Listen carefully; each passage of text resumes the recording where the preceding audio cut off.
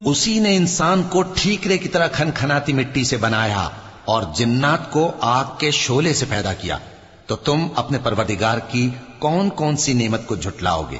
وہی دونوں مشرقوں اور دونوں مغربوں کا مالک ہے، تو تم اپنے پروردگار کی کون کون سی نعمت کو جھٹلاؤ گے؟ اسی نے دو دریا رواں کیے جو آپس میں ملتے ہیں، مگر دونوں میں ایک آڑ ہے کہ اس سے تجاوز نہیں کر سکتے، تو تم اپنے پروردگار کی کون کون سی نعمت کو جھٹلاؤ گے؟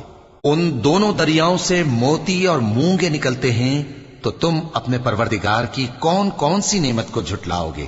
اور جہاز بھی اسی کے ہیں جو سمندر میں پہاڑوں کی طرح اونچے کھڑے ہوتے ہیں، تو تم اپنے پروردگار کی کون کون سی نعمت کو جھٹلاؤ گے؟ جو مخلوق زمین پر ہے سب کو فنا ہونا ہے، اور تمہارے پروردگار ہی کی ذات جو صاحب جلال و کرم ہے باقی رہے گی، تو تم اپنے پروردگار کی کون کون سی نعمت کو جھٹلاؤ گے؟ آسمان اور زمین میں جتنے لوگ ہیں سب اسی سے مانگتے ہیں، وہ ہر روز کسی نہ کسی کام میں ہوتا ہے، تو تم اپنے پروردگار کی کون کون سی نعمت کو جھٹلاؤ گے؟